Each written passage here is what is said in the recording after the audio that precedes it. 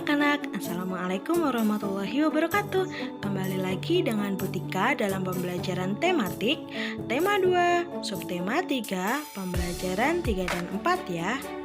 Apakah kalian sudah siap untuk mengikuti pembelajaran hari ini? Baiklah, mari kita simak bersama-sama penjelasan materi pada hari ini. Nah anak-anak, coba perhatikan gambar tersebut. Pernahkah kalian melihat kondisi seperti gambar di samping? Tentunya kalian sering ya menjumpai kondisi seperti gambar tersebut. Pada gambar tersebut terlihat begitu banyak tumpukan sampah yang ada di pinggir jalan dan di sungai. Nah, permasalahan sampah masih menjadi permasalahan utama di dunia, terutama di negara Indonesia. Negara Indonesia sendiri merupakan negara yang menyumbang sampah terbanyak di dunia, terutama sampah plastik. Hampir 87% dari 3,8 ton sampah plastik tiap harinya yang dibuang itu mengambang di laut. Nah, tentunya jika hal tersebut terus-menerus kita lakukan, pasti akan merusak ekosistem di dasar laut. Nah, selain merusak ekosistem dasar laut, tumpukan sampah juga dapat mencemari lingkungan dan mengganggu kesehatan organ pernapasan. Nah, maka dari itu setiap manusia memiliki tanggung jawab terhadap diri sendiri, masyarakat, dan lingkungan sekitar. Salah satu tanggung jawab yang harus diterapkan di lingkungan sekitar adalah upaya penanggulangan masalah sampah.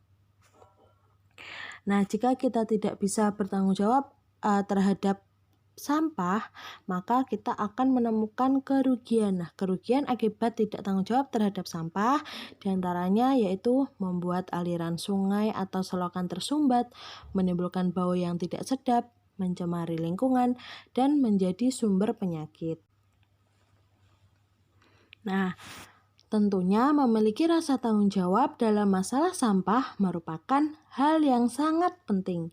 Dengan sikap bertanggung jawab terhadap sampah, kita dapat menciptakan lingkungan yang bersih dan sehat. Nah, ini merupakan salah satu cara menanggulangi masalah sampah dengan melakukan daur ulang. Itu seperti contoh ada daur ulang dari botol plastik. Kemudian dilubangi dan dijadikan pot bunga atau tanaman. Kemudian ada juga dari tutup botol kemudian dirangkai dan dijadikan seperti tempat sampah dan masih banyak lagi. Ada juga dari plastik bungkus makanan, bungkus pewangi, kemudian permen, kemudian dirangkai menjadi satu dan dibentuk menjadi tas, payung, tempat pensil, dan lain sebagainya. Nah, masih ingatkah kalian pada kegiatan berikut? Kegiatan apa? Ayo. Ya, benar sekali.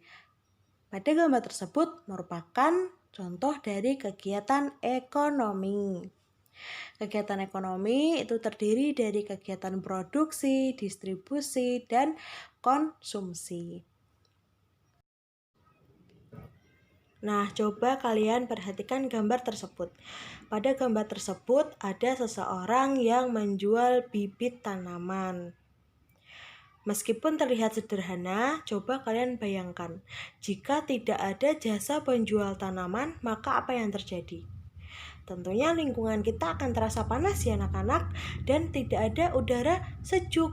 Nah, makanya kita harus berterima kasih kepada penyedia jasa penjual tanaman karena dengan itu lingkungan kita menjadi cantik dan menjadi sejuk.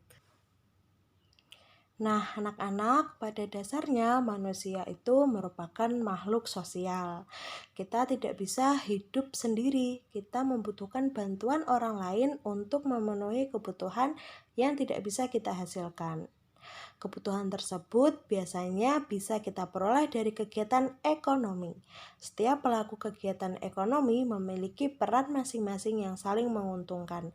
Keterlibatan orang lain dalam kegiatan ekonomi dapat kita temukan dalam tahap produksi, distribusi, dan konsumsi. Nah, setiap orang akan melakukan kegiatan ekonomi untuk memenuhi kebutuhan hidupnya. Ada yang menjadi petani, pedagang, nelayan, pegawai swasta, pegawai negeri, tenaga medis, pengusaha, dan lainnya. Meskipun berbeda-beda, setiap kegiatan usaha ekonomi harus kita hargai.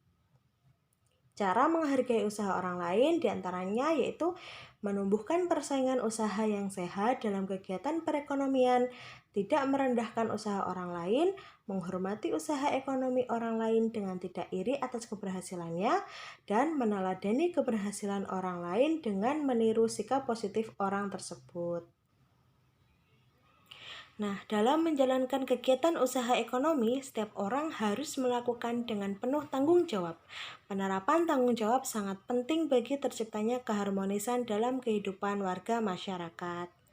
Nah, jika ada masyarakat yang tidak menerapkan tanggung jawabnya, maka akan menimbulkan permasalahan, diantaranya yaitu terjadinya ketidakharmonisan dalam hubungan antar warga masyarakat, kemudian terjadi kekacauan di mana-mana, kemudian tidak adanya kerukunan antar warga masyarakat, dan tidak akan tercipta ketertiban, ketenangan, dan keamanan dalam masyarakat.